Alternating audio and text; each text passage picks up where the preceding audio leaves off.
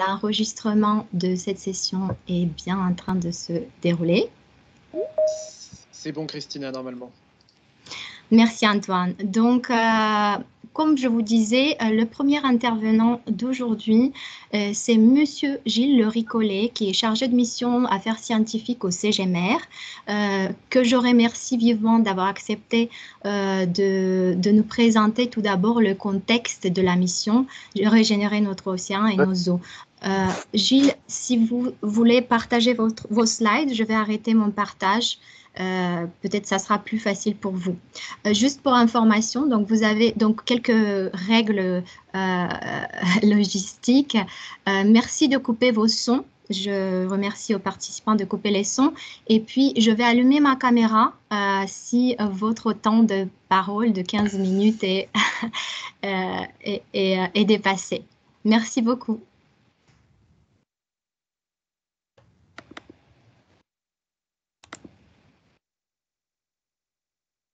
Merci Christina, je vais donc essayer de partager mon écran.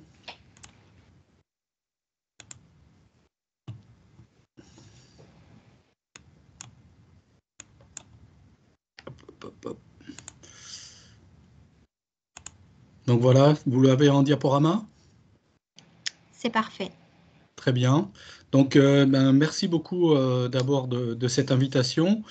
Je vais essayer de vous représenter donc la mission Restaurer nos océans, nos mers et nos eaux pour 2030, qui fait partie d'une des 5 missions lancées par la Commission européenne et partie d'un projet qui venait d'un rapport de Madame Matsukato qui faisait état de la nécessité d'avoir des objectifs clairs à partir des programmes de recherche et d'innovation qui avaient déjà été entamés au niveau européen.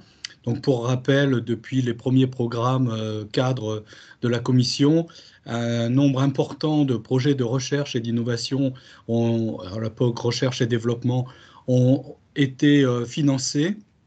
Et en fait, la Commission européenne souhaite maintenant avoir des résultats et une visibilité de ces engagements de recherche au niveau des citoyens européens. Ceci à la suite des fortes critiques qui naissent sur la Commission et sur les activités de la Commission. Or, il y a des activités de recherche et d'innovation qui ont été financées. Et l'idée maintenant de voir comment celles-ci peuvent répondre des objectifs importants, et en particulier aux objectifs de développement durable des Nations Unies, qui sont les objectifs, les 17 objectifs de développement durable pour 2030. Donc il existe une mission qui au départ était une mission océan et auquel maintenant on se retrouve avec les eaux continentales, côtières et intérieures. Donc j'ai déjà présenté en gros cette partie de ce PowerPoint il y a quelques temps présentant les axes, les programmes de 2021. Donc ça va être un peu une répétition. Donc les éléments de contexte, je les ai déjà un peu évoqués. Donc l'idée, c'est d'essayer de trouver des solutions, grands défis auxquels sont confrontés les Européens. En particulier, l'idée pour la mission Océans et les eaux, c'est d'arriver à les restaurer et avoir des océans et des eaux saines, claires, utilisables. Alors il faut savoir que ces missions sont en fait des nouveaux éléments, mais qu'ils font bien partie du programme cadre de recherche Horizon Europe, avec une volonté bien sûr d'utiliser des financements qui seront issus des autres fonds structurels, comme le fonds pour les affaires maritimes, la pêche et l'aquaculture, le fonds EMPA, mais aussi le fonds de développement régional, le FEDER, et les crédits d'innovation évidemment.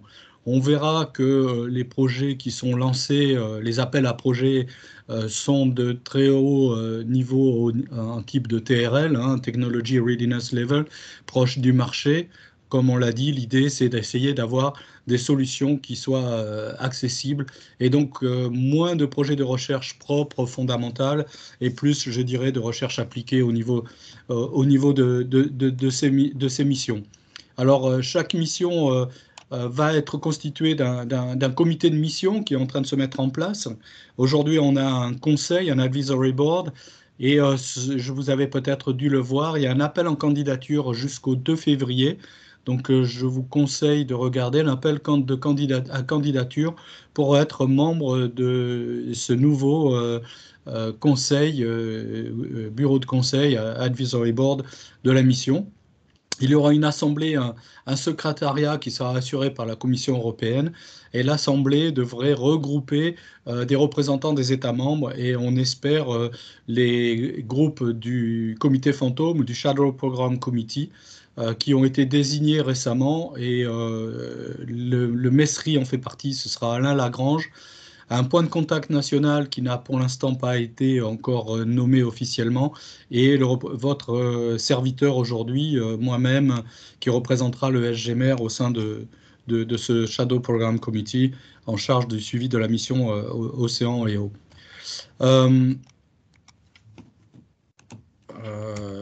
Donc la mission, elle est bien associée à la volonté européenne de mettre en place le pacte vert, le Green Deal. Et en fait, le mot qui est annoncé, c'est que on ne peut pas atteindre les objectifs du pacte vert européen sans apporter du bleu dedans, c'est-à-dire un océan sain et des eaux aussi saines à ce niveau-là. Alors évidemment, pour faire du vert à partir du bleu, il faut du jaune. Donc je ne sais pas d'où sera sortir le jaune, soit du maïs, soit du blé au niveau de la terre, je ne sais pas. Mais bon, voilà. Donc on a besoin du bleu pour mettre en place le pacte vert. Donc évidemment, un océan sain réduit de pollution n'est possible que si les eaux qui arrivent là, de la source et qui se jettent dans les océans soient elles-mêmes saines, propres et en bon état écologique. Donc la mission aujourd'hui a un objectif qui est restaurer nos océans et nos eaux par 2030. Elle se divise en trois sous-objectifs, donc protéger et restaurer les eaux, les mers et en particulier la biodiversité qui sera d'ailleurs en ligne avec la stratégie européenne sur la biodiversité. Un deuxième sous-objectif qui est d'éliminer la pollution, qui sera en ligne avec les directives et le plan d'action zéro pollution de l'Europe. Donc un point qui a été évoqué comme une des priorités françaises lors de l'écriture du rapport de la mission. Et un troisième sous-objectif qui est d'essayer de faire de l'économie une économie bleue durable qui soit neutre en carbone et avec une économie circulaire qui soit aussi en lien avec les objectifs climatiques de l'Europe, avec des actions transversales importantes, donc un jumeau numérique de l'océan et des eaux qui permettent de faire, comment dire, d'obtenir des observations claires, importantes pour avoir des modélisations et la mise en œuvre ce qu'on appelle de jumeaux numériques, d'équivalents, pour faire des prédictions sur des cas particuliers.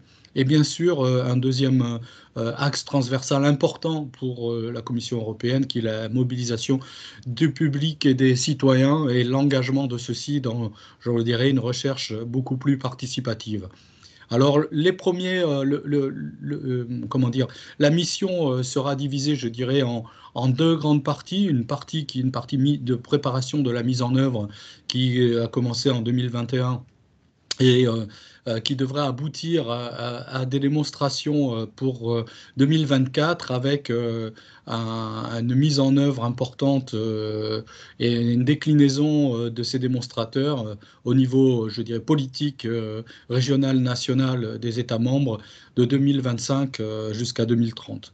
Alors les objectifs aujourd'hui sont assez basés sur la politique maritime intégrée et sur les axes de recherche qui ont été déjà financés par l'intermédiaire d'actions de support et de coordination. Donc pour la mer Noire, et là il est question d'eau continentale et de démonstrateurs sur le Danube, tout l'axe Danube. Sur les côtes arctiques et atlantiques pour un démonstrateur aussi.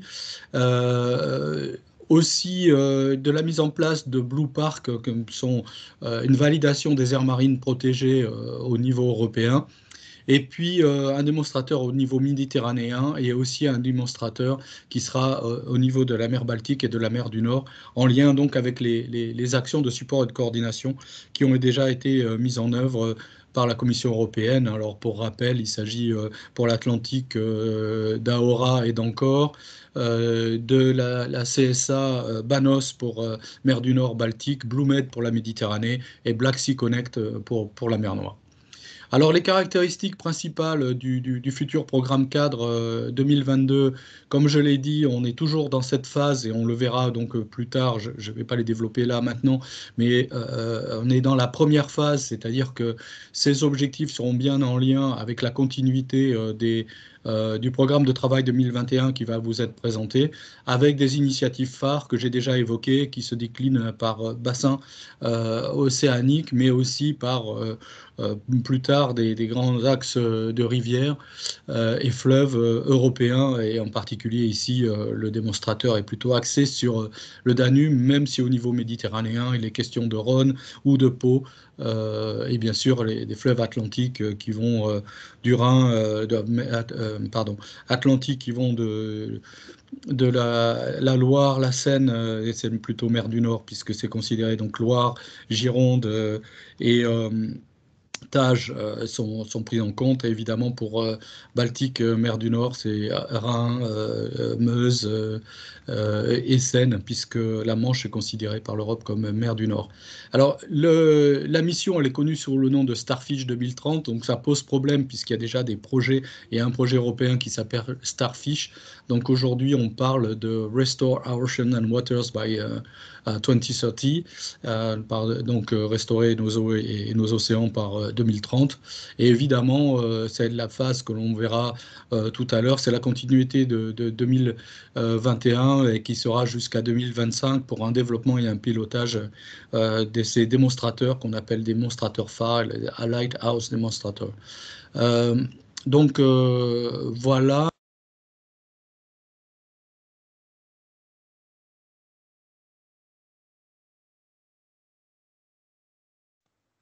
On n'entend plus.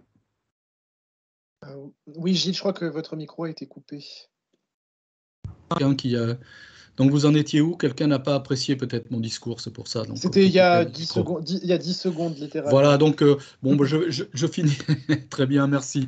Je finissais juste pour dire que on a effectivement, on aura pour 2022, je le représenterai après, plus des innovations, actions et plus du tout de recherche et innovation. Il y en avait qu'un en 2021, mais ceci va vous être présenté. Et voilà, donc je termine ici ma présentation sur ce sujet. Je vous laisse la parole. Merci beaucoup, Gilles, pour cette présentation très succincte mais très claire qui nous donne un bon cadre logique et une bonne compréhension de comment la mission est conçue. Je vais essayer de repartager du coup notre présentation pour poursuivre avec une petite slide, mais ça sera en partie du redit, donc c'est juste pour situer la mission au sein des autres 5 missions, donc une petite piqûre de rappel.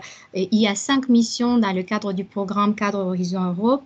Il y a une sur l'adaptation au changement climatique, une mission sur le cancer, donc la mission d'aujourd'hui qui vise la santé des eaux, mers et océans, une mission qui vise les villes intelligentes et climatiquement neutres, et puis une mission qui vise la santé des sols et alimentation et qui vous sera d'ailleurs présentée dans un webinaire organisé par notre PCN donc le 13 janvier, c'est-à-dire demain. Donc n'hésitez pas de vous inscrire si vous souhaitez suivre et avoir plus d'informations sur cette mission.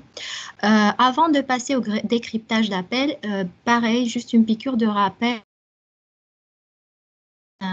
Projet dans le cadre de la mission qu'on discute aujourd'hui, n'hésitez pas de faire référence pas que au programme de travail 2021-2022. Vous avez le lien ici et vous pourrez l'accéder par la suite, mais aussi au plan de mise en œuvre de la mission qui donne un aperçu global de ce qui est attendu par la Commission européenne dans le cadre d'implémentation de la mission dans son ensemble. Ça a été déjà dit, il y a 2 phases de mise en œuvre de la mission Océan, c'est-à-dire de 2022 à 2025, qui est plus axée quant à elle sur le développement et le pilotage, et puis de 2026 à 2030 sur le déploiement et la mise à l'échelle des actions innovantes développées dans le cadre de cette mission. Donc ici, vous avez juste un aperçu global du plan de mise en œuvre de la mission. Vous le retrouverez dans le document aussi. Vous pourrez voir à la fois les défis que la Commission européenne identifie, les opportunités qu'il peut avoir, et puis les actions que la Commission européenne se donne pour restaurer nos océans et nos eaux d'ici 2030. Ça peut se faire aussi bien du point de vue économique, par les démonstrateurs ou les initiatives phares prévues, ou encore sur un travail, sur disons une échelle d'action qui vise à mettre en place un système de connaissances numériques sur l'eau et les océans. Donc n'hésitez pas d'aller sur le lien qui vous sera partagé par la suite pour découvrir le plan de mise en œuvre. Cela a été aussi présenté, donc les 3 objectifs de la mission abordée aujourd'hui. Comme vous l'aurez bien compris aussi dans la présentation de Gilles, les appels de la mission Océan sont complètement liés à ces 3 objectifs. Donc, protéger et restaurer les écosystèmes marins et d'eau douce, ainsi que la biodiversité, prévenir et éliminer la pollution de nos océans, mers et eaux, et rendre l'économie bleue durable neutre en carbone et circulaire. Et ici, je vais m'arrêter et laisser la parole à ma collègue Laura Seden qui va vous faire une description d'appel, des lignes d'appel protéger, restaurer les écosystèmes marins et d'eau douce ainsi que la biodiversité. Merci beaucoup Christina. Donc maintenant que vous avez eu un aperçu du contexte dans lequel on se situe et de l'explication de ce qu'est une mission, de ce qu'est la mission Océan et un peu des objectifs qu'on se donne d'atteindre. Donc là, on va vraiment rentrer dans le détail des appels 2021 qui ont été publiés récemment. Donc le programme de travail a été mis à jour fin décembre. Hein. Je crois que la version, elle est du 22 décembre. Donc là, les appels qu'on vous présente là, c'est vraiment les appels publiés du 22 décembre. Et donc, je ne rentre pas trop dans le détail ici, simplement pour vous donner un peu la logique du programme de travail.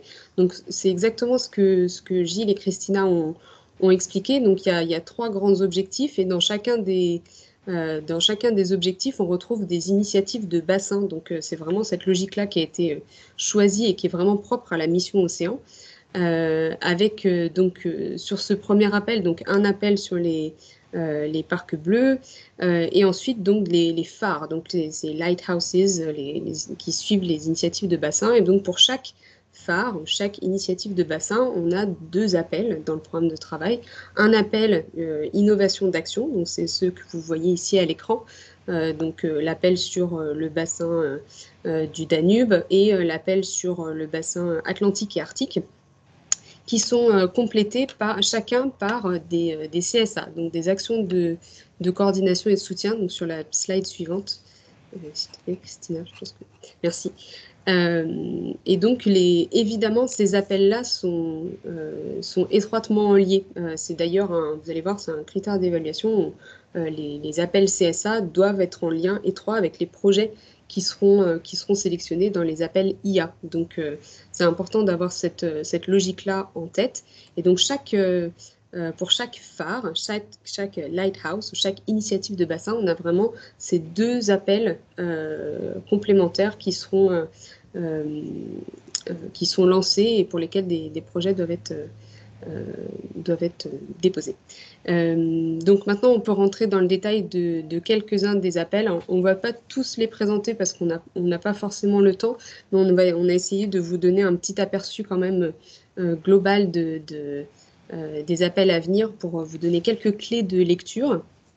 Donc sur ce premier appel European Blue Parks, donc comme le disait Gilles Le Ricollet, c'est vraiment un appel qui vise à développer le réseau des aires marines protégées, qui s'inscrit clairement dans la stratégie pour la biodiversité 2030, hein, qui avait été publiée en 2020, un peu au moment du renouvellement de la commission, avec la nouvelle commission von der Leyen. Et donc les objectifs de rendre 30% des aires marines protégées, donc 10% strictement protégées. Là, typiquement, c'est un appel qui vise vraiment à répondre à ces objectifs-là. Donc, c'est important de les avoir en tête. Les objectifs, voilà, c'est de protéger, de gérer de façon durable le capital naturel bleu de l'Europe pour pouvoir profiter des bénéfices socio-économiques tout en protégeant les écosystèmes.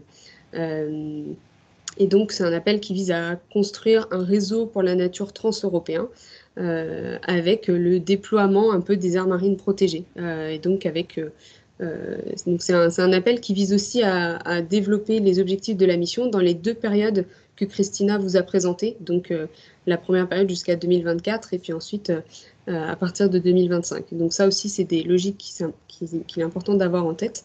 Et donc, c'est plus concrètement ce qu'on attend des projets qui seront déposés. Vous avez vu en haut à droite le petit carte d'identité de l'appel. Donc, c'est une action d'innovation. Il y a 17 millions d'euros pour 2 appels, donc environ des projets de 8,5 millions d'euros chacun. Et vous avez la deadline. Donc, c'est la deadline de tous les appels qu'on vous présente aujourd'hui, le 12 avril, avec un niveau de TRL assez élevé, de 5 à 7 en fin de projet.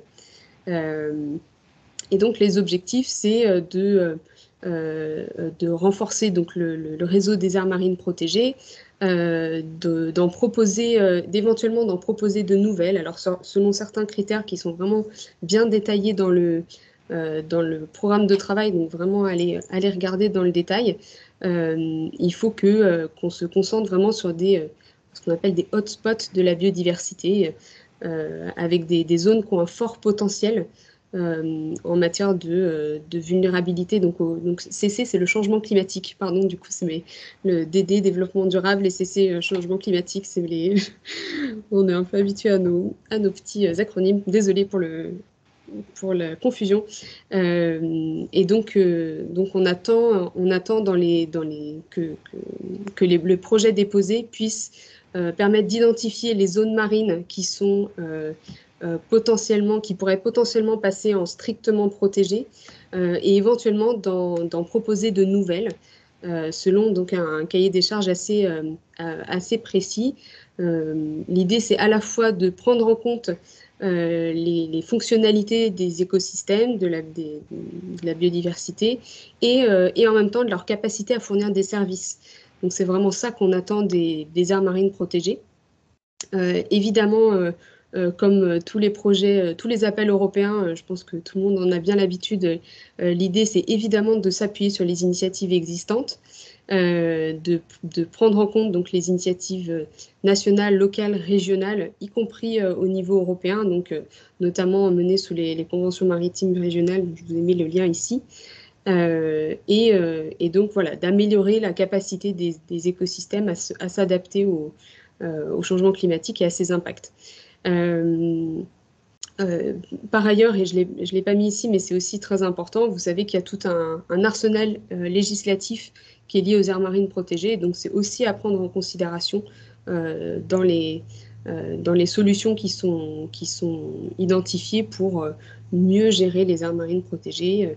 Comme on se situe dans la mission, évidemment, l'idée, c'est de proposer des solutions en co-création avec les citoyens, notamment. Donc ça, c'est essentiel et c'est présent dans tous les appels des missions, donc c'est important de le prendre en compte. Donc là, après, évidemment, il faut que ce soit en lien avec d'autres projets. C'est moins... vous allez voir qu'il y a des appels où c'est vraiment... ça doit être inscrit dans la convention de subvention. Ici, on vous demande évidemment de vous intégrer aux autres projets de la mission, à certains appels aussi du Cluster 6 et aussi à des projets soutenus dans le cadre de l'appel Green Deal H2020. Donc voilà pour ce premier appel.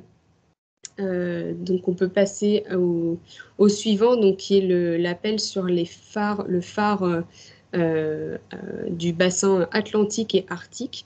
Donc là, comme je vous l'ai expliqué, vous avez vu pour chaque initiative de bassin, il y a 2 appels.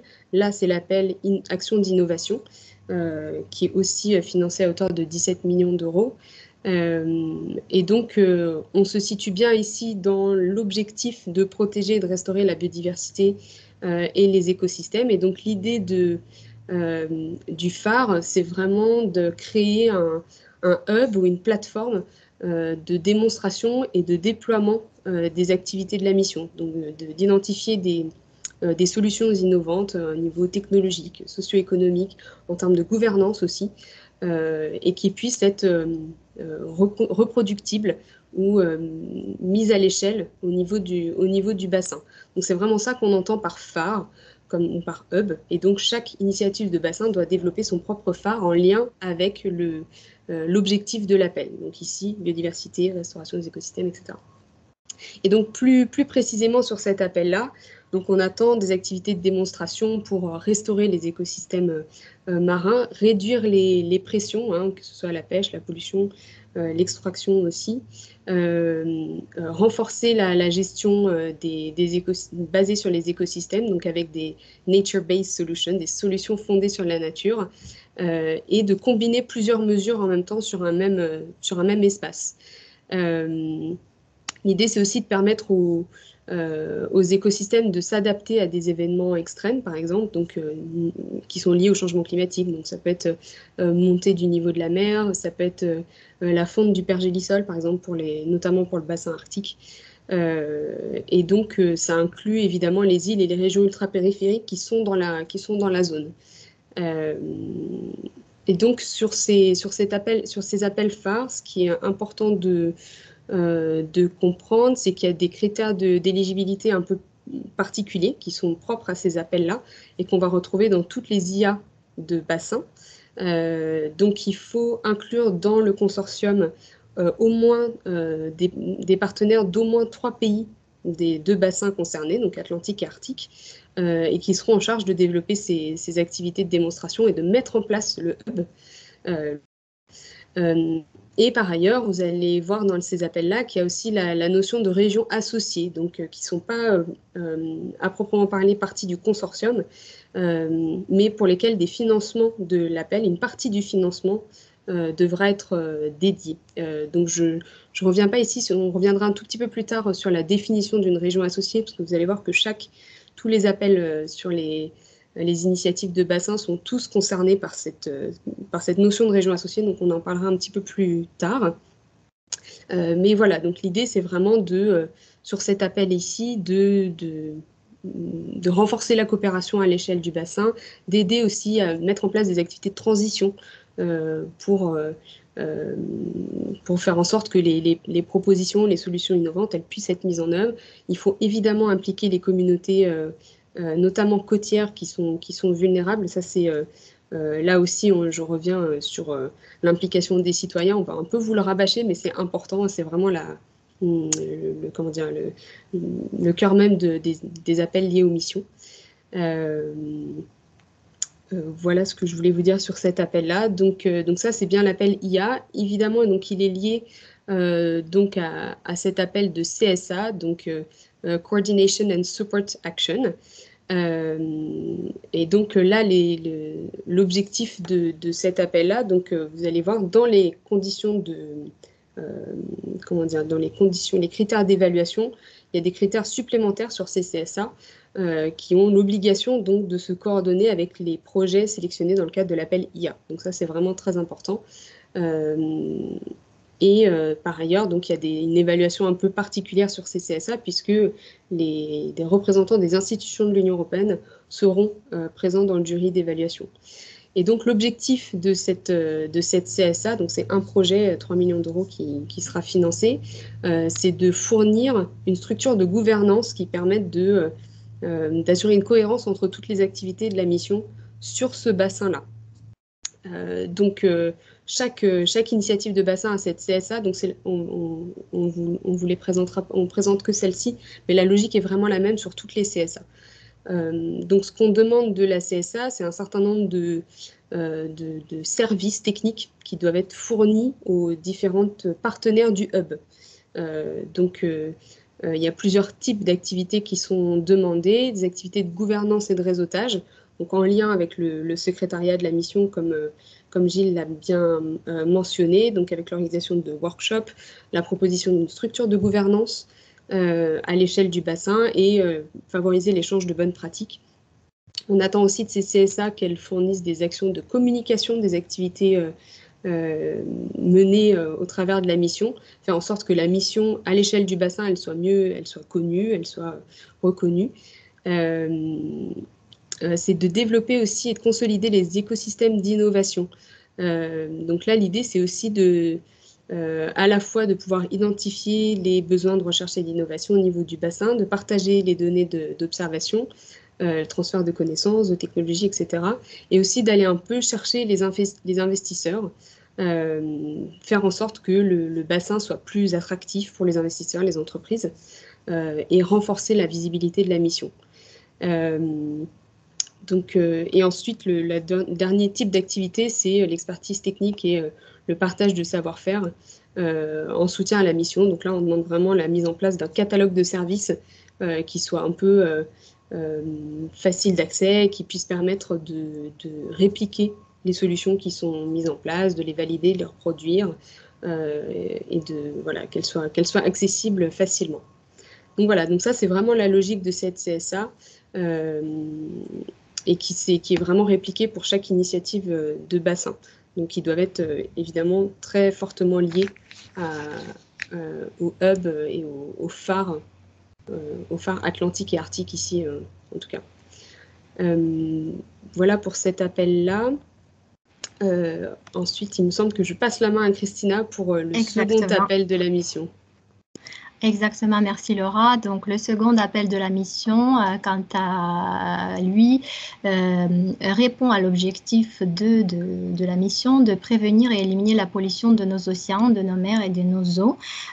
Ici, il s'agit de seulement 2 lignes d'appel axées sur le bassin méditerranéen cette fois-ci, exactement le même cadre logique comme le premier appel, c'est-à-dire une Innovation Action et une CSA. Je vais quant à moi m'axer plutôt sur le Innovation Action pour vous présenter un peu les attendus, sachant que la CSA, donc l'action de soutien, Laura l'a déjà très bien présenté tout à l'heure, donc la logique est toujours la même, des activités de gouvernance, coordination, de mise en réseau, communication suivi, écosystème d'innovation et puis support à la mise en œuvre des actions de l'Innovation Action.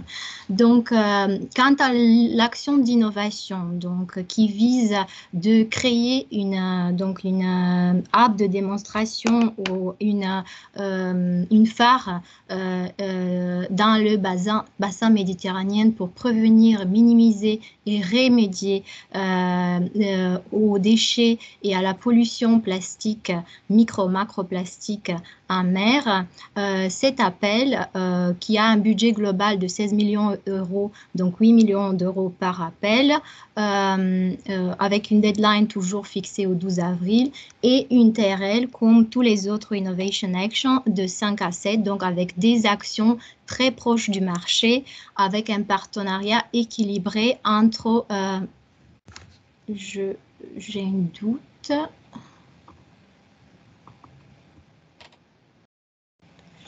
Se mettre déconnecté. Vous m'entendez toujours? Oui, on t'entend bien, mais on ne voit plus la présentation. Oui, effectivement, je l'ai perdu et j'ai même eu un doute sur le moment. Je me suis dit, vous m'avez... Est-ce que maintenant c'est bien? Je ne suis pas un peu à l'écran. Est-ce que maintenant c'est bien? Oui, c'est tout bon. Tu peux y aller. Oui. Donc, quelles sont les caractéristiques principales de cette ligne d'appel? Tout d'abord, dans la proposition attendue, on a atteint une participation du GRC, donc Joint Research Center, sur le volet, tout ce que c'est modélisation à grande échelle ou encore des recommandations politiques qui prennent en compte les résultats des actions implémentées dans le cadre du projet pour des futures politiques et stratégies européennes. Comme les autres IA, donc on peut envisager un soutien financier à des tiers possibles. Ici, on parle des régions associées que Laura va les présenter plus en détail plus tard.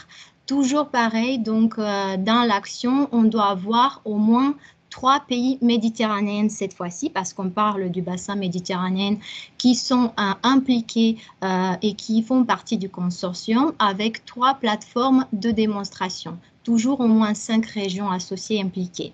Donc, l'objectif de l'appel, disons, la proposition doit se concentrer sur des solutions reproductibles pour avoir un effet plutôt de levier. Et puis, ça doit être aussi des solutions innovantes, viables et finançables plus tard par des investisseurs potentiels. Toutes ces solutions innovantes qui peuvent être d'ordre de gouvernance, des solutions technologiques ou encore innovation sociale, doivent tous répondre au même objectif de minimiser la pollution dans la mer Méditerranée. Et ici, on ne doit pas se concentrer uniquement sur la mer, mais sur l'interaction terre-mer, donc les bassins versants. Voilà. Parmi les actions attendues, on va s'intéresser dans ces solutions innovantes à des solutions qui visent à diminuer la présence des plastiques et microplastiques par l'éco-conception,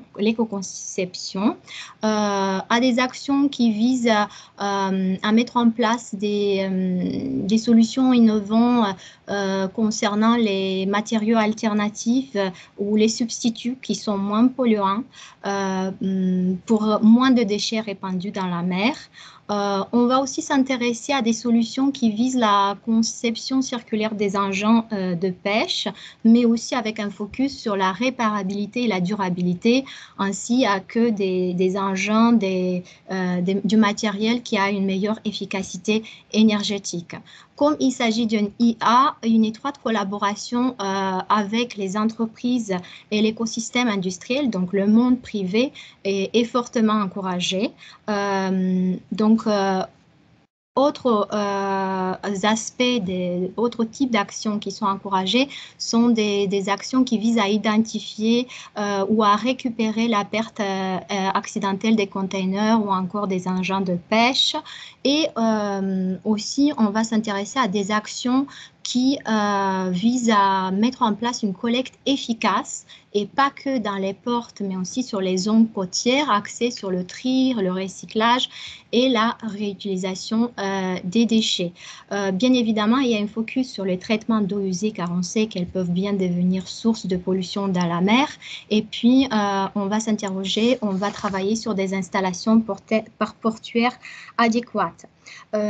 Au-delà de ça, par ailleurs, j'aimerais mentionner qu'il y a quelques stratégies ou directives européennes qui doivent être consultées et avec lesquelles il doit y avoir des synergies créées. Par exemple, la directive Water Directive ou encore la Maritime Strategy Framework Directive. Ces directives sont attendues à être prises en compte dans les propositions conçues, ainsi que le plan d'action européenne pour une zéro pollution de l'air, de l'eau et du sol, ou encore la Convention pour la protection de la mer Méditerranée contre la pollution. Donc, je pense l'avoir déjà dit, mais au cas où, les innovations comprises doivent être de technologie commerciale, sociétale et de gouvernance. On va s'intéresser aussi à la directive sur les plastiques à l'usage unique, tout simplement parce que, a priori, cette directive va fournir des méthodes qui visent l'évaluation de l'impact des déchets sur l'environnement. Donc, le consortium devra bien prendre en compte cette directive et cette méthodologie pour assurer un suivi efficace et une évaluation des actions qui seront mises en œuvre pour prouver que l'impact sur l'environnement est minimisé, par exemple. Aussi, un projet financier devra créer de liens, mais pareil comme dans la présentation précédente faite par Laurent, avec des projets financés de la mission, par exemple avec l'action d'innovation Blue Parks, mais pas que. Elle devra aussi créer des liens avec des projets précédemment financés par d'autres programmes de financement comme Horizon 2020 ou encore le Green Deal européen ou encore des programmes plus axés sur le bassin méditerranéen comme Sustainable Blue Med Economy, Waste Med, ULSER, ou encore la déclaration ministérielle de l'économie bleue. Donc, je vous invite fortement, si vous souhaitez soumettre un appel dans le cadre de cette ligne d'appel, de soumettre un projet, de consulter tous ces documents et essayer de vous baser, de capitaliser des projets et des initiatives qui ont été déjà financés. Je crois avoir couvert à peu près tous les grandes lignes de cette Innovation Action, mais voilà, je ne pourrais pas de toute manière être exhaustive, donc je vous invite après d'aller chercher vraiment plus en détail toutes les actions attendues.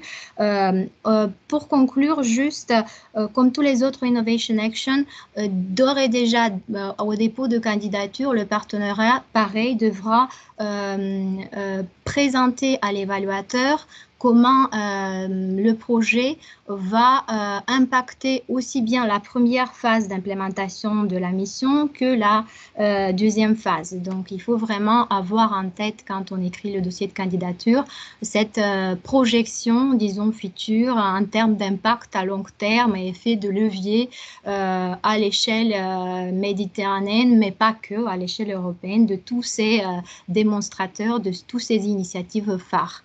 Et je pense que je redonne la parole à Laura pour présenter l'appel suivant. Merci beaucoup, Christina. Donc, du coup, là, on passe au troisième objectif et donc troisième appel pour les appels 2021 de la mission Océan, qui est donc l'appel sur l'économie bleue, durable, neutre en carbone et circulaire. Et donc, comme vous l'avez vu au départ, donc cet objectif-là est lié à l'initiative de bassin sur la mer Baltique et la mer du Nord. Et donc, comme pour tout ce qu'on vient de vous présenter jusqu'ici, donc il y a deux appels, un appel action d'innovation et un appel CSA. Et donc, je ne vais pas vous présenter la CSA parce que la logique est vraiment la même que celle qu'on vous a présentée un petit peu plus tôt. Mais par contre, donc, sur l'action d'innovation, l'idée, c'est de minimiser l'impact de l'aquaculture et de faire en sorte que l'espace maritime et marin soit partagé entre les différentes activités. Donc là aussi, action d'innovation avec des TRL assez élevés également. Donc comme l'a dit Christina, ça veut dire qu'il faut impliquer aussi les acteurs du privé. Et vous allez le voir, ça se justifie pleinement dans le type d'activité qui est demandé. Donc là, les grands objectifs de l'appel, c'est de faire en sorte que l'aquaculture dans ces bassins baltiques et de la mer du Nord soit plus durable et plus prospère, et notamment dans les zones qui sont les plus densément peuplées. L'idée, c'est aussi de pouvoir renforcer la sécurité de l'aquaculture et la confiance des consommateurs, de mettre en place des systèmes de suivi et d'analyse des données, et de minimiser l'empreinte carbone des activités en augmentant notamment la part des énergies renouvelables sur ce type d'activité-là. Donc là aussi, la logique d'inclure des partenaires de la zone va de soi. Donc il y a une limitation, enfin il y a une limite basse, disons, à au moins trois pays du bassin baltique et de la mer du Nord, plus des régions associées. Et donc les logiques qui sont demandées, donc c'est là aussi, c'est de mettre en place ce phare, hein, ce hub de solutions innovantes pour augmenter la circularité des productions d'aquaculture. On demande aussi dans cet appel de proposer des nouvelles techniques d'aquaculture qui incluent des solutions autour de l'ingénierie, de la robotique, des nouveaux types d'élevage, mais aussi des solutions en matière d'aménagement territorial et de gouvernance, et en lien évidemment avec les consommateurs et les investisseurs. Là aussi, donc, l'idée c'est qu'il y ait vraiment toute la chaîne de valeur des acteurs qui soient associés. Et on demande plus précisément un certain nombre de cas d'études autour de l'aquaculture dans la zone, donc au moins 2 cas d'études, mais c'est un minimum, évidemment. Ce sera aux déposants de trouver les sites et puis de proposer les cas d'études qui sont les plus pertinents. Donc le premier, c'est donc une ferme pilote qui soit viable commercialement de culture d'algues dans un parc éolien. Et le deuxième, c'est une ferme pilote viable commercialement également, mais de mollusques, et là aussi dans un parc éolien. Donc l'idée, c'est vraiment de faire en sorte que l'espace maritime soit partagé entre les différentes activités. Comme on se situe aussi dans ces enjeux de neutralité carbone, d'économie circulaire, il y a aussi tout un enjeu aussi pour faire en sorte que les productions, elles utilisent de moins en moins d'énergie fossile. Et il y a tout un lien aussi avec toutes les questions de transport maritime aussi qui sont vraiment très importantes ici. Donc faire en sorte qu'il y ait voilà, c'est très lié aussi. Il y a aussi un certain nombre d'activités liées à des solutions pour améliorer le transport maritime et le verdissement du transport maritime dans la zone. Et évidemment, donc, comme il s'agit d'un hub qui propose des solutions, on demande aussi un système de suivi des activités qui sont menées, donc des apports de l'aquaculture, des conséquences éventuellement, des différents, des conséquences qu'il pourrait y avoir sur la qualité de l'eau, sur la pollution, et de faire aussi une analyse de risque pour les producteurs. Donc il est assez évident, hein, donc c'est assez évident qu'il faut qu'il y ait des producteurs en charge de l'aquaculture qui soient impliqués dans les projets, ou des représentants de ces acteurs-là, puisque c'est eux qui seront concernés et qui vont être touchés directement par ces solutions. Il y a aussi tout un enjeu aussi pour faire en sorte de renforcer un peu la biodiversité autour de ces zones d'aquaculture, notamment en créant par exemple des récifs artificiels autour des zones d'aquaculture, pour faire en sorte qu'il y ait plus d'habitat pour toutes les espèces qui gravitent autour, et notamment donc, dans ces fermes d'aquaculture, dans des parcs éoliens qui sont demandés. Et enfin, une des demandes aussi de cet appel, c'est un peu comme tous les hubs qu'on a vus jusqu'ici, hein, c'est aussi de pouvoir attirer des nouveaux investisseurs sur ces activités-là, et de faire en sorte que les investisseurs que l'attractivité de ces activités, elle ne s'arrête pas au moment après le projet. Donc voir aussi des solutions vraiment durables qui dépassent juste le temps du projet de 4, 5, 6 ans. Donc voilà. Donc évidemment, comme je l'ai dit, il y a la CSA qui est liée aussi à cet appel-là, donc on ne revient pas dessus. Voilà, donc maintenant vous avez vu à peu près toutes les initiatives de bassin. Il y en a une qu'on n'a pas présentée sur le Danube, mais voilà, la logique est un peu la même. Elle est dans le premier appel sur la préservation, la restauration des écosystèmes, la biodiversité. Et donc toutes ces initiatives de bassin, tous ces phares doivent inclure des régions associées. Donc vous pouvez aller voir dans le détail des appels, c'est expliqué assez en détail. L'idée de ces régions associées, ou associated regions, c'est de faire en sorte que c'est d'identifier donc des régions qui soient soit voisines des bassins maritimes concerner soit des régions plus lointaines dans d'autres bassins qui puissent répliquer les solutions qui ont été identifiées par le phare. Donc voilà, c'est faire en sorte que toutes les solutions qu'on identifie, elles soient réplicables, interopérables et qui puissent s'approprier les solutions identifiées. Et donc ces régions associées, donc dans tous les appels IA, il y a une partie du budget qui doit être dédiée au financement de ces régions associées, qui ne sont pas associées qui ne sont pas, comment dire, membres du consortium, mais qui vont être partie tierce de la convention de subvention. Et donc, on va pouvoir les financer sous forme de subvention via le projet d'IA. Et donc, le montant maximum accordé à chaque région associée, c'est de 100 000 € une fois dans le cadre du projet. Il revient au projet financé d'identifier ces missions, ces régions associées. Donc, on nous demande de les identifier de manière transparente, objective et équitable, mais il n'y a pas de... comment dire, le mode d'identification doit être défini par les projets qui seront soutenus. Donc, sur chaque appel, vous avez dû voir, c'est 5 régions associées minimum. Et donc, il faut vraiment prévoir dans son budget qu'il y ait au moins 500 000 € qui soient dédiés au financement, donc à ce forme de, on appelle ça du cascade funding, hein, donc de subventions à ces régions associées. Donc ça, c'est important dans la définition des propositions qui sont déposées, d'avoir en tête ces régions associées et d'avoir déjà des idées de régions associées qu'il va falloir intégrer de toute façon.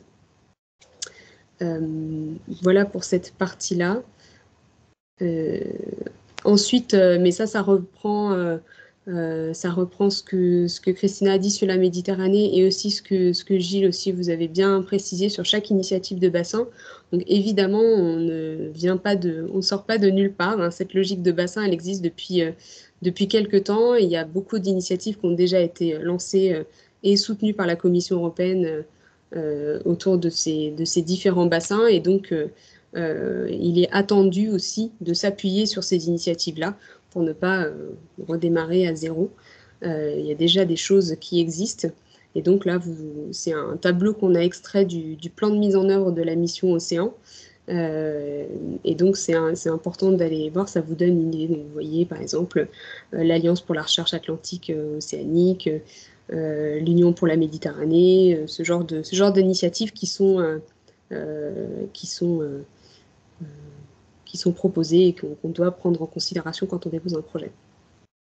Voilà. Maintenant qu'on a vu, donc vous avez vu, on a vu les 3 objectifs de la mission qui se déclinent chacun dans un appel.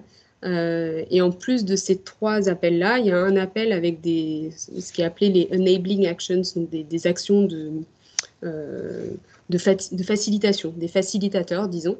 Et donc, il y a 2 facilitateurs. Il y a le premier qui est le jumeau numérique de l'océan et le deuxième qui est sous forme de 2 appels. Donc, les deux projets du bas, l'AERIA et la CSA, qui sont pour favoriser l'engagement citoyen, le lien avec les générations les jeunes générations que Christina vous présentera. Et donc sur le jumeau numérique de l'océan, donc pour celles et ceux qui connaissent, pareil, on ne vient pas de nulle part. Il y a plusieurs appels qui ont été dédiés au jumeau numérique de l'océan, hein, qui est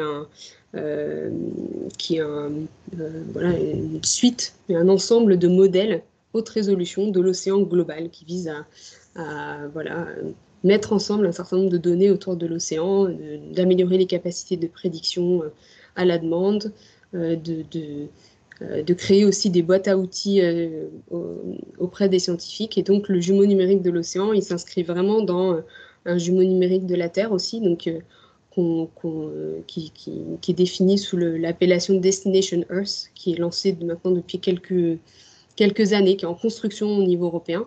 Et donc, il y a un certain nombre d'appels européens qui répondent à ces objectifs-là. Et donc là, je pense que le jumeau numérique le plus avancé, c'est celui de l'océan, justement, parce qu'il y a déjà eu plusieurs appels. Vous vous souvenez certainement de l'appel Green Deal, qui était déjà dédié à la construction de ce jumeau numérique. Donc, il y a aussi des appels EOSC, sous la partie du programme de travail infrastructure de recherche d'Horizon Europe, dans lequel il y a des appels qui sont vraiment dédiés aux jumeaux numériques de l'océan. Et donc voilà, donc c'est un programme qui ne vient pas de nulle part, qui est vraiment un programme qui est dédié à la nouvelle génération de modélisateurs et de modèles numériques européens.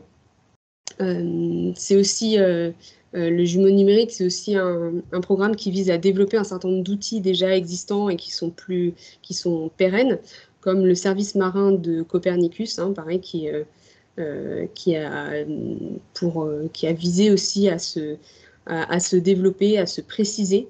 Donc, il y a un certain nombre d'appels pour le développement du service marin de Copernicus. Et donc là, cet appel-là, il vise vraiment à faire prendre une marche supplémentaire dans le développement des services Copernicus.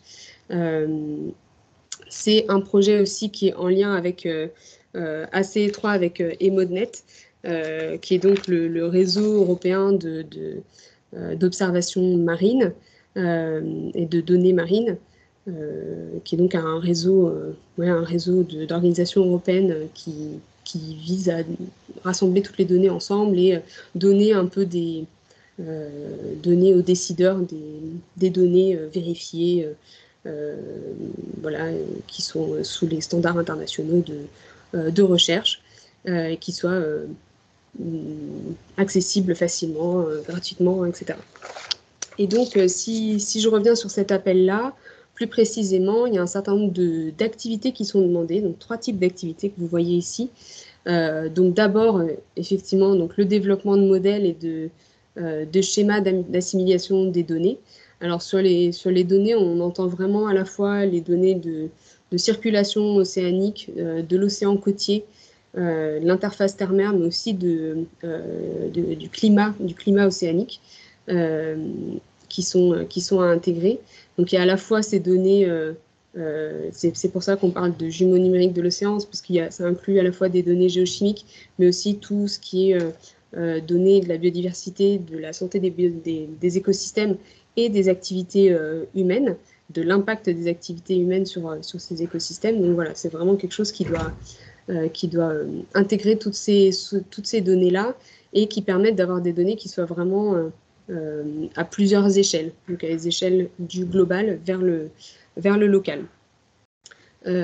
Ensuite, donc, on demande à mettre en place une boîte à outils du développeur, donc faire en sorte qu'il y ait un certain nombre de logiciels, de modèles additionnels qui permettent d'utiliser ces modèles du jumeau numérique de l'océan, faire en sorte que ce soit plus facilement exploitable, utilisable par les chercheurs, mais pas seulement, aussi par les investisseurs, par les entreprises, par les collectivités locales aussi qui souhaitent surveiller leur espace côtier, par exemple.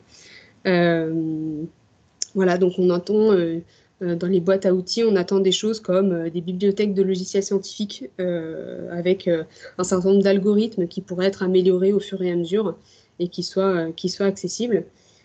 Et ensuite, le 3e type d'activité qui est demandé dans cet appel, c'est les activités autour de l'utilisation des données. Donc, prévoir des outils de simulation et de mise en place de différents scénarios et qui puissent être validés aussi par des équipes de recherche notamment.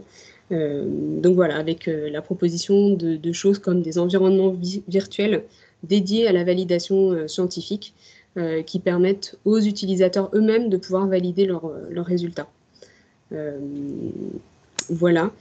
Donc la participation du GRC, donc le Joint Research Consortium, non, Center, pardon, Joint Research Center est possible dans cet appel-là, comme dans la plupart des appels, je crois, de la mission Océan. Et voilà, je pense que c'est très important aussi de prendre en compte les aspects Copernicus et EMODNet. Peut-être sur la slide suivante, on voit bien un peu l'écosystème. Je disais qu'on ne part pas de nulle part. Donc ça aussi, c'est un extrait du plan de mise en œuvre la mission Océan qu'on vous invite à lire si ce sont des appels qui vous intéressent, parce que ça donne vraiment le détail du contexte qui est attendu et des objectifs que la Commission européenne se donne. Et donc là, c'est un schéma qui donne un peu le cadre dans lequel le jumeau numérique de l'océan va se construire. Donc avec, vous voyez au centre, Copernicus, l'ESA, les enjeux Destination Earth, donc avec le jumeau numérique de la Terre qui va s'intégrer dedans. Les sources de données comme EMODNet.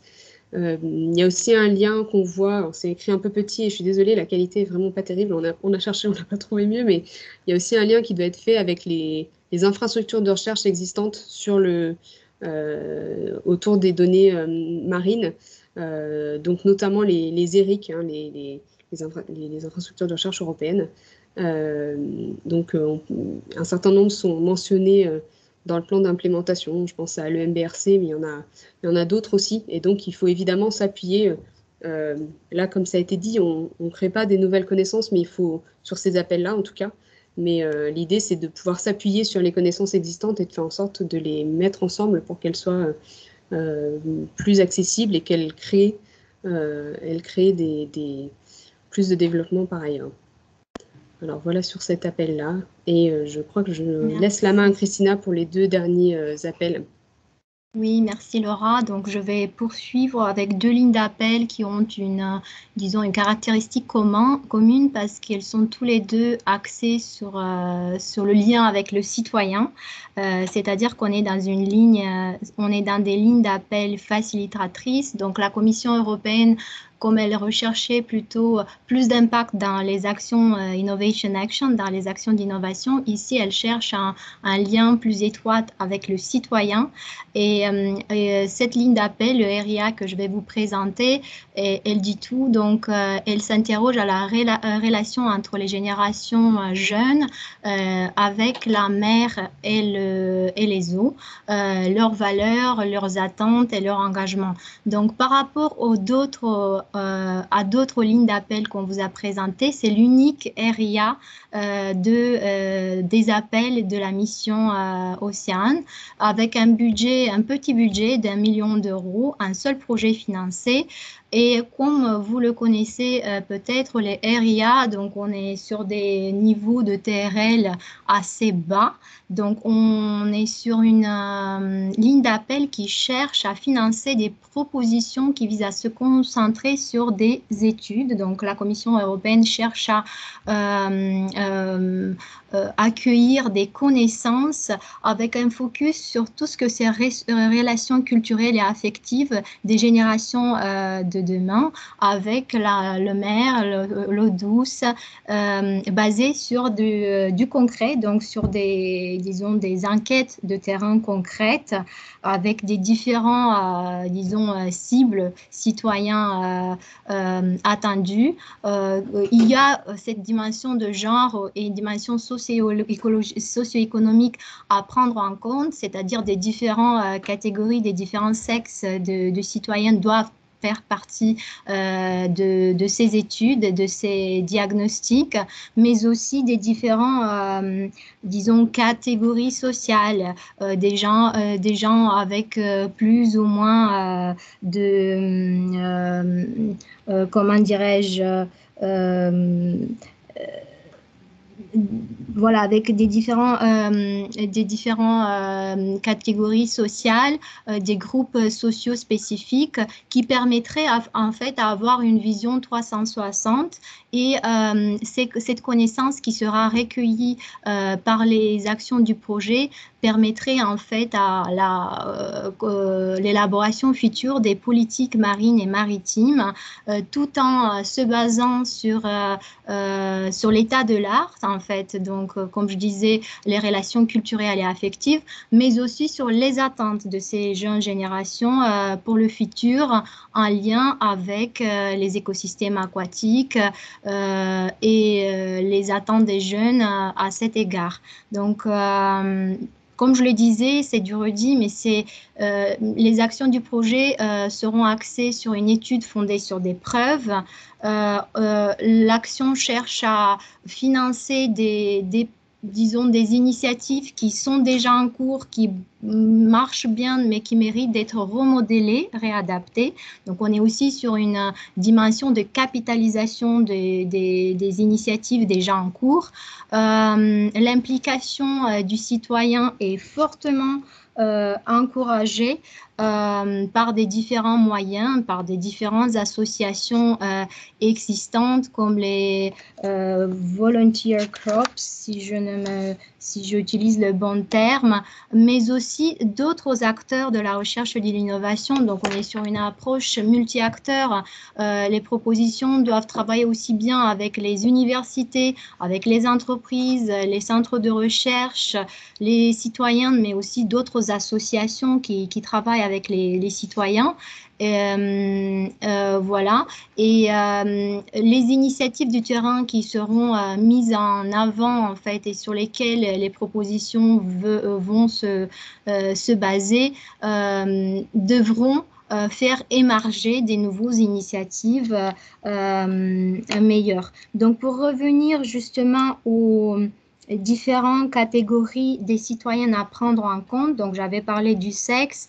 L'âge aussi doit être pris en compte, l'origine éthique, l'éducation, mais aussi, par exemple, d'autres aspects tels que l'échelle géographique. Tout ça devra être pris en compte pour les actions qui seront menées au sein du projet. Voilà, ça sera tout pour cette ligne d'appel. Et la deuxième ligne d'appel par rapport à la première est différente car il s'agit d'une CSA, d'une Coordination and Support Action. Et ici, on va vraiment s'axer sur la science citoyenne dans les domaines de l'eau marine et de l'eau douce. Disons, les mots-clés qui devront être prises en compte par les propositions déposées et l'innovation sociale, la recherche participative et la science citoyenne, car l'objectif de l'appel est de mettre en relation les citoyens de l'Union européenne et les communautés locales avec l'océan, les mers et les eaux pour faciliter une meilleure appropriation pour, disons, faire le citoyen se sentir impliqué dans les actions qui sont mises en œuvre. Et peut-être que vous vous souvenez, il y a d'autres lignes d'appel du cluster 6, mais on parle beaucoup d'approche multi-acteurs. C'est vrai que cette ligne d'appel va vraiment chercher à impliquer le citoyen par le biais d'innovation sociale, de co-construire, co-développer, co-implémenter, co-surveiller des différents activités pour qu'à la fin, en fait, au final, ils se sentent réellement engagés et qu'il y ait des vrais résultats qui peuvent être pérennisés dans le temps. Cette ligne d'appel va chercher à renforcer aussi, à poursuivre des initiatives scientifiques citoyens qui ciblent tout particulièrement les jeunes des États membres et pays associés, de sensibiliser les citoyens par des différents moyens, par exemple par des applications numériques ou des kits qui permettront aux citoyens de collecter en temps et en heure des données, par exemple en termes de pollution ou des déchets qui sont identifiés sur une plage. Donc l'idée, ça sera que grâce à des outils numériques ou des kits, les citoyens soient capables en temps et en heure de partager ce type d'informations et que ces collectes de données soient intégrées notamment dans les différents outils que Laura vous a présentés précédemment. Donc, pour favoriser une connaissance, disons, globale de l'océan et pour harmoniser ou créer des synergies avec les données numériques déjà existantes. Donc, l'appel va chercher aussi la mise en place des protocoles standardisés pour tous les citoyens, mais qui seront alignés aux programmes pertinents qui existent déjà au niveau local.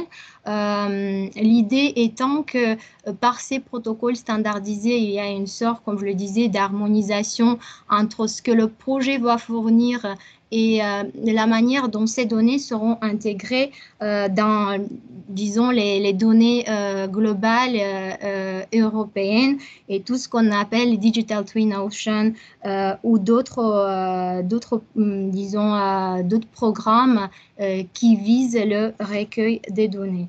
Je vérifie si il y a aussi un aspect que peut-être je n'ai pas évoqué, c'est que quand on cherche à impliquer et sensibiliser le citoyen dans l'appel, on va aussi encourager de le faire par la force des arts, le média ou la culture. En fait, on va rechercher à mettre en place des actions, des activités par le biais de ces trois notions, ces trois volets pour vraiment, disons, former et sensibiliser le citoyen et encourager son lien avec la mer et l'océan. Je crois que j'ai tout abordé. Peut-être au moins le lien avec cette ligne d'appel est toujours la recherche de créer des synergies avec la directive maritime et la directive eau. Voilà. Et puis, mis à part les citoyens, cette ligne d'appel va chercher de créer des synergies avec d'autres catégories, par exemple les pêcheurs, les marins, les plongeurs récréatifs. Voilà. Et puis pour finir, donc, il y a deux autres points à souligner. Plusieurs initiatives déjà existantes qui sont évoquées dans l'appel et dans le tableau de... Bon, c'était plutôt lié au bassin, mais ici, vous avez aussi toute une liste des initiatives existantes comme Atlantic Action Plan 2.0, WestMed ou encore l'agenda maritime commune pour la mer Noire ou encore le Blue Schools Initiative, qui sont à consulter, à prendre en compte dans la proposition des activités de cette ligne d'appel, le fait de créer des liens avec les stratégies macro-régionales, mais aussi, comme c'est une ligne d'appel qui vise le citoyen, de créer des synergies avec d'autres activités développées au sein de la mission, et pas que cette mission. Il est important à mentionner que cette ligne d'appel va chercher de créer des synergies avec une ligne d'appel de la mission climat, changement climatique, qui cherche, donc je vais vous la lire en anglais, Local Engagement of Citizens in the Co-Creation of Social Transformation Change for Climate Resilience. Donc, comme vous voyez, c'est pour ça qu'il est très important de chercher et faire référence au plan d'implémentation, car il y a certaines lignes d'appel qui cherchent à aller au-delà de la mission elle-même et créer des synergies avec des projets qui seront financés aussi au sein des autres actions et qui ont des finalités un peu similaires. Voilà, ça sera tout pour les lignes d'appel. Je sais qu'on est légèrement en retard, donc on essaiera de se rattraper par la suite. Je ne rentrerai pas dans les détails de toutes ces stratégies politiques et réglementations européennes. On va vous les partager. Vous pouvez les accéder, on les a évoqués au fur et à mesure dans notre décryptage d'appels et cette liste n'est pas exhaustive, mais voilà, il y a quelques stratégies qui sont en lien avec la mission. Quelques informations utiles à noter, donc le 18 janvier, la Commission européenne organise un Info Day autour de cette mission le matin, donc vous avez le lien pour, il n'y a pas d'inscription nécessaire, vous avez le lien pour suivre cette session aussi, donc ça sera en anglais. Monsieur Le Ricollet a parlé de la constitution des prochains mission boards, donc vous avez aussi le lien pour consulter et déposer votre candidature jusqu'à 2 février. Et puis on vous a publié aussi la pré-publication du premier appel Water for Work, qui est un partenariat en lien avec le cluster 6 bio-environnement. Ici, il y a quelques informations qui peuvent vous être utiles, où nous retrouver, comment nous contacter, comment rester, disons, informer de toutes les actions du cluster 6 bio-environnement à venir, et puis quelques tuyaux, quelques pistes pour rechercher des partenaires. Vous avez toute notre équipe bio-environnement à votre écoute. Je pense qu'ils sont la majorité connectés ici aussi, qu'ils ont recueilli les questions qui ont pu émerger dans le chat s'il y en a jusque-là. Et nous sommes tous à votre écoute pour répondre à vos questions. Christina, il y avait surtout 2 questions dans le chat, en fait. Il y en avait une sur est-ce qu'il y a une liste des pays, des bassins quelque part, déjà. Ça, je ne sais pas si vous avez la réponse. Et voilà, comment présenter les régions associées dans la proposition? Est-ce que ça doit être des partenaires, juste des lettres de soutien, etc. Alors peut-être sur les pays des bassins, alors c'est pas listé nommément dans le programme de travail, mais les initiatives de bassins de l'Union européenne, elles existent depuis longtemps, donc oui, absolument, les initiatives de bassins, elles sont limitées géographiquement. Donc je pense à l'Atlantique, c'est tous les pays qui longent la côte atlantique, donc depuis le Portugal, l'Espagne, la France, le Royaume-Uni. Voilà, donc oui, il y a des listes qui existent et qu'on peut vous aider à trouver si vous avez un doute sur une zone ou non, mais en général, c'est plutôt logique.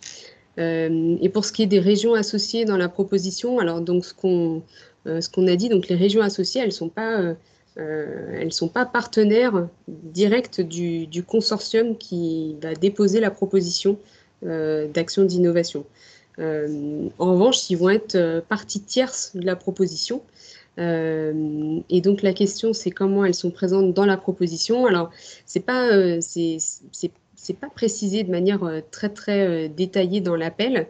Je pense que c'est libre aux déposants aussi de le formaliser comme il le souhaite. Il me semble que c'est important de les avoir déjà au moins pré-identifiés au moment de la proposition. Je pense que ça peut être formalisé par des lettres de soutien. En revanche, ils sont pas partenaires de la proposition en tant que telle. Ils vont être partie tierce une fois le projet retenu. Je ne sais pas si ça répond à la question. Je crois que Gilles a quelque chose à dire à ce sujet. Et je me laisse compléter, bien sûr. Oui, merci. Alors bon, c'est pas tout à fait au sujet des régions, mais je pourrais rajouter un mot. C'est pour revenir sur la première question, les pays des bassins. Ce qu'il faut savoir, c'est que sur les actions de support et de coordination, qui sont dédiées à des bassins maritimes cités et bien ciblés, il n'est pas obligé d'appartenir à un pays qui a sa frontière et qui appartient à ce bassin maritime. Je prendrai un exemple pour la dépollution du Danube, par exemple. Vous n'avez pas besoin d'être absolument autrichien, roumain ou moldave, et ça c'est pour Christina. Donc vous pouvez tout à fait apporter des apports qui sont propres à votre capacité d'étude ou de réalisation sur les thématiques qui ont été évoquées dans les types de projets. Donc ça c'est juste peut-être pour clarifier sur ce point-là. Pour ce qui est des régions, ça c'est une très bonne question, puisqu'il y a une volonté très très forte d'abord de la Commission, mais aussi du groupe piloté par Pascal Lamy sur la mission, qui souhaite qu'il y ait un engagement fort au niveau local, régional et national des États membres. Et ça, pour l'instant, c'est pas encore très clair, puisqu'en fait, ça serait des implications qui se referaient au niveau des capacités des régions à s'engager sur des thématiques pour pouvoir mettre en place ces démonstrateurs phares. C'est-à-dire que le financement qui est proposé, on y reviendra, qui aujourd'hui est à peu près d'une centaine de millions d'euros par appel par année sur les 3 premières années. Donc je crois qu'on est à 349, 350 millions d'euros d'appel à projet. Pour la mise en œuvre de la mission, c'est insuffisant.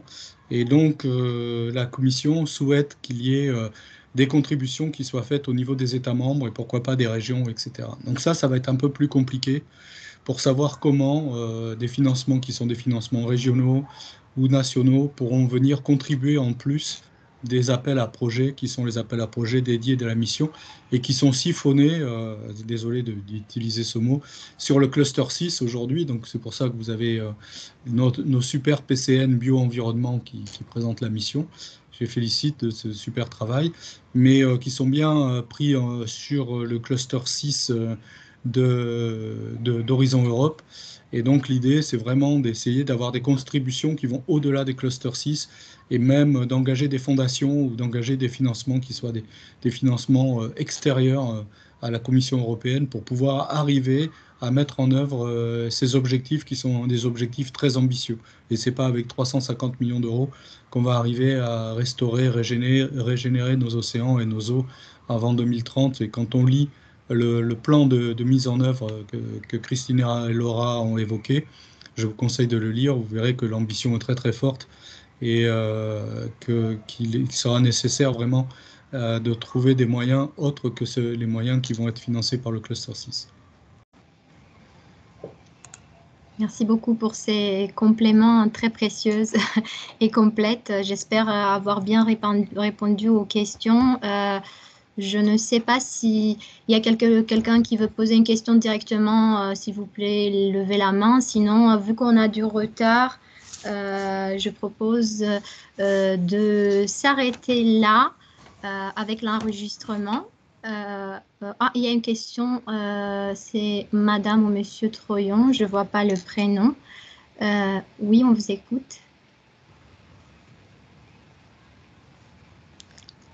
Voilà, vous m'entendez? Parfait. C'est Marie-Dominique Troyon, ex-ministère de la Recherche. Je souhaitais poser une question à Gilles Ricollet.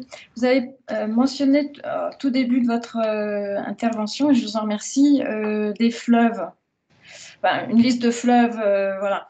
Comment est-ce que, parce qu'on n'en a pas trop entendu parler après dans les